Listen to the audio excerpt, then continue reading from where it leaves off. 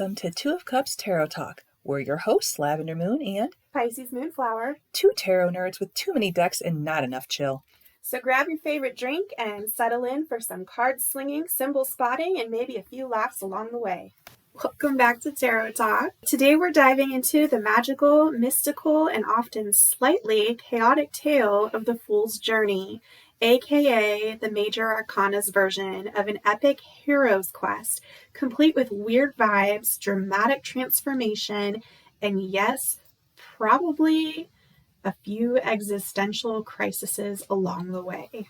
It's like a spiritual choose-your-own-adventure story, but with more robes, symbols, and 0 dragons, unless you count your inner demons.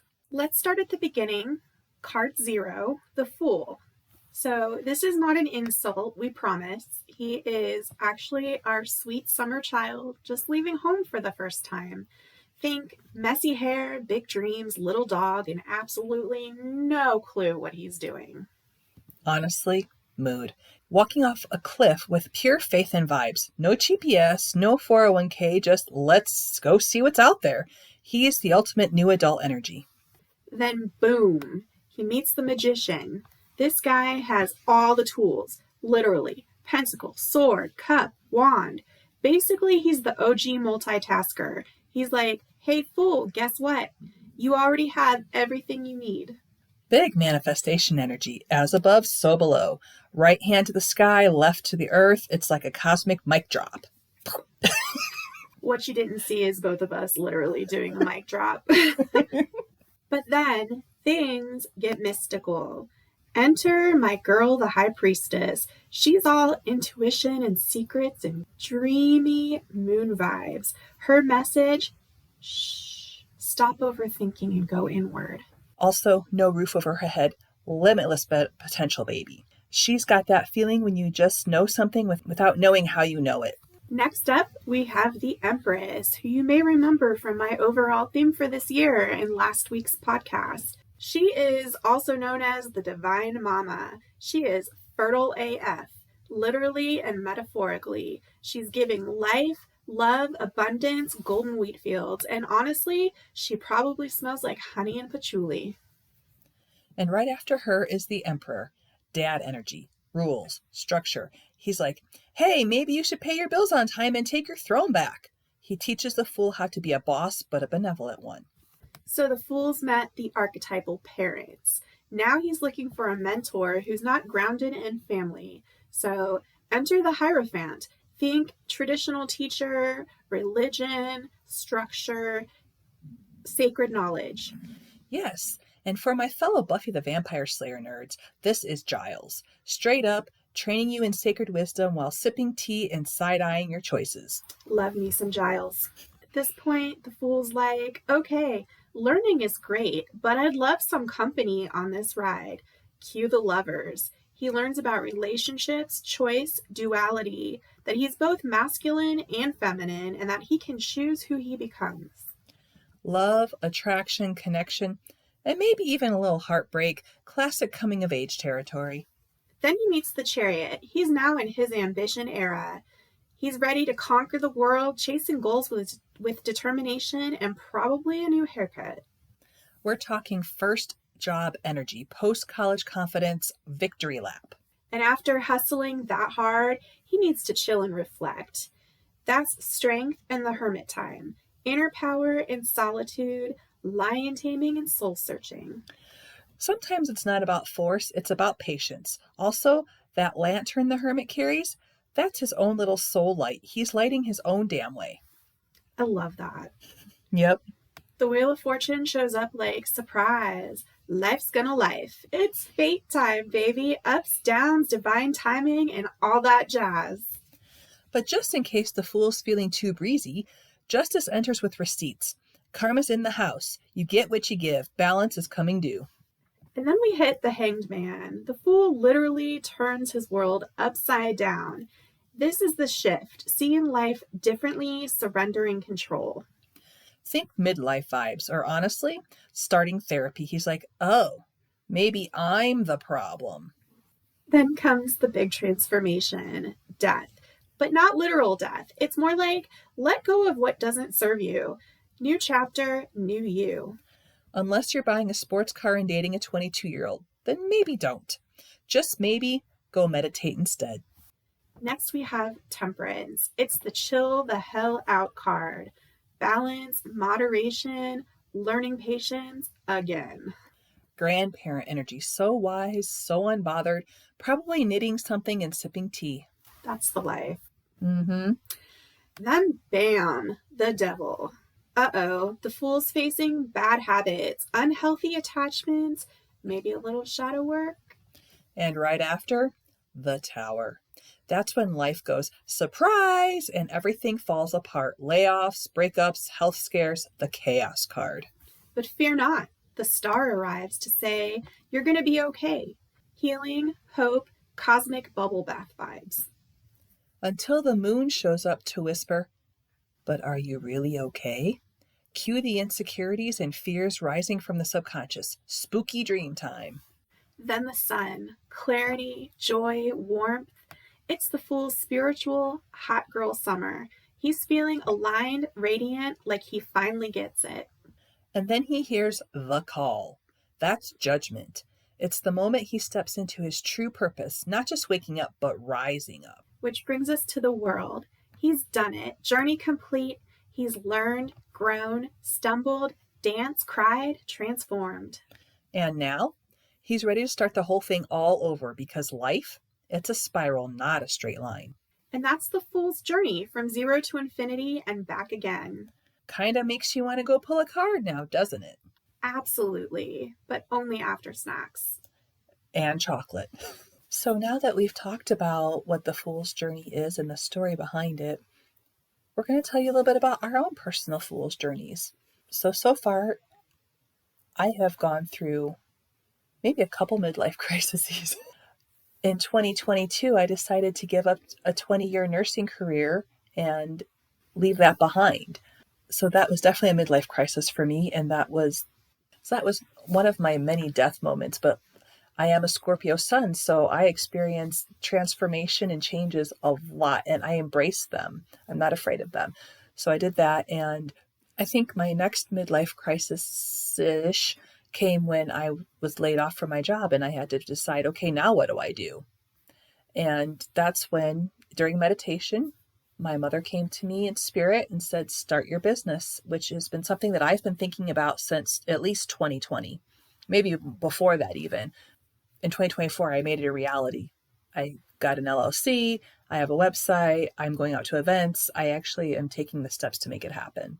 I would say that yes, I'm definitely at the midlife point, but I feel like I had kind of major fool energy when I made the decision to move away from everything that I knew in 2008, cross country, where the only person I knew is my now husband, and started in a completely different field than anything I had ever worked in. And I was starting from ground zero, new place, complete opposite of Florida. I mean, you go from the flat and ocean environment where everything is like green and tropical to mountains and snow and brown. Arizona has definitely grown on me since, but I didn't have a job lined up before I came out here, so it was just a lot of full energy for me at that point. I think there's a lot of times in my life where I've had full energy.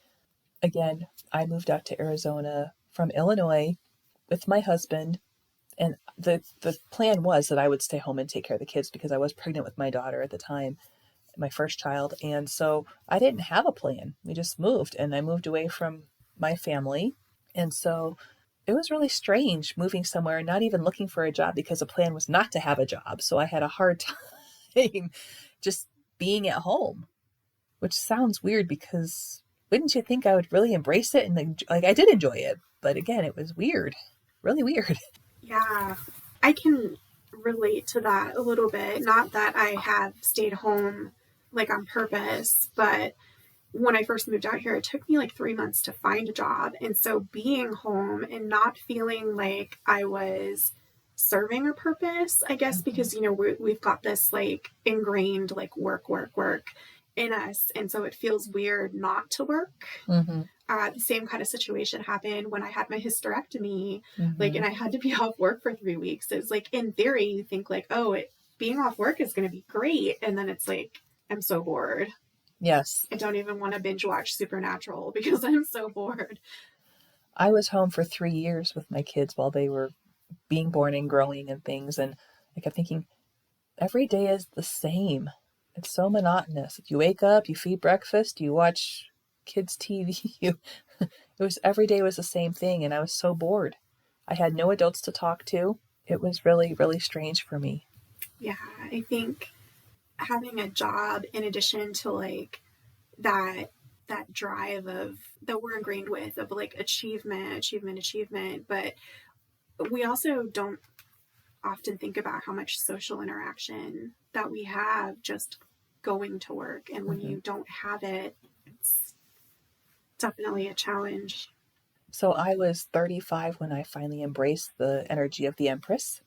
And that's where we were just talking about, where I stayed home and birthed and took care of my children. I was in that energy of the Empress. And I felt the pull of the Emperor, the duality of the masculine and feminine there, where the Emperor's like, oh, you have to work, you have to provide, you have to do this to be successful. And so I think that's where my kind of duality was out of balance, because I was home, I was nurturing, and I wasn't out doing and bringing home the bacon, so to speak. I definitely feel that for me, particularly the last 5 or so years, since I really amped up in my career, like I feel like I've had an overabundance of that masculine emperor energy. And as a result, I've had a lot of moments where, things have happened. And so it was like a sign that I needed to slow down and embrace more of the nurturing feminine energy. And I'm trying still, especially after the last 2 years. And I think that's why so many health things came up for me the last 2 years, was because I wasn't balancing, it was just go, go, go. And that like, I'm doing really well in my career, but at what cost? And I kind of feel like I'm at that like point, that like midlife point where it's something has to change. Something's going to change. And I'm definitely anxious about it. I can understand that. My husband's to the point where he can retire anywhere between 13 months or, with his promotion at work, with the retirement funds, it's like the highest 3 years. So he could retire the earliest at 13 months, but if he wants the most out of his retirement, up to 3 years. And his new levels of responsibility are stressing him out. So there's just a lot of uncertainty of whether he's going to stay that length of time. And then it's like, well, we're kind of in limbo. Like, what do we do next? And if I don't do this, what else can I do? Which, I mean, that's a reflection of my insecurity from childhood trauma, but definitely can see that in this path. And I have to say, the last 3 years, for sure, a lot of things have been in limbo for us. When I decided to give up my nursing career, oh my goodness, like, what are we going to do? My husband got a job because he was home with the kids for a while, because we did take turns on who stayed home with the kids. And what are we going to do? He got a job first before I got a new job, I should say, because I didn't just up and quit my nursing job. I did look for something else first. And so then we were like, okay, who's going to be working what shifts? We didn't know. And we didn't know who was going to take care of the kids, because we couldn't afford childcare, because I was going to take both of our paychecks put together just to pay childcare. And then who pays the bills? So there's a lot of unknowns. And I think I've been through the moon a lot in the last 3 years. Everything's unknown. We don't know what's going to happen. We don't know how we're going to, break out of all this. Yeah, I would say probably, and I kind of joke about this because it's kind of like a meme now, but I feel like 2023, but more so 2024, have been like tower moments for me. And I don't necessarily like, it's not like a huge, like, oh, I lost my job, or just all of the changes and all of the stress and chaos. And I'm ready for the star to show up. Same here. And I feel like it is just slowly like introducing itself one like little step, baby steps at a time. Yeah, you're having a major like midlife glow up. I feel like I am. I do. I feel like I'm finally stepping into who I'm supposed to be. Yeah, and you shine, girl. Now we just got to find out your midlife glow up and how you can shine. Right. I mean, I feel like some of these things are happening simultaneously. I feel like maybe death and the hanged man and temperance and the devil and the tower are all like the last 2 years have all kind of like ganged up on me or been in like a group therapy session. And I do see, the cards can simultaneously show up in your life because our lives are so multifaceted. I'm looking forward to the star. I think that definitely taking steps in the right direction, making time for my friends and my classes, and getting back to like some personal time and not just zoning out, watching TV and being toast. It's really hard to not just zone out. Right. I think my symbol for 2024 was the dumpster fire floating down the river. Oh, goodness.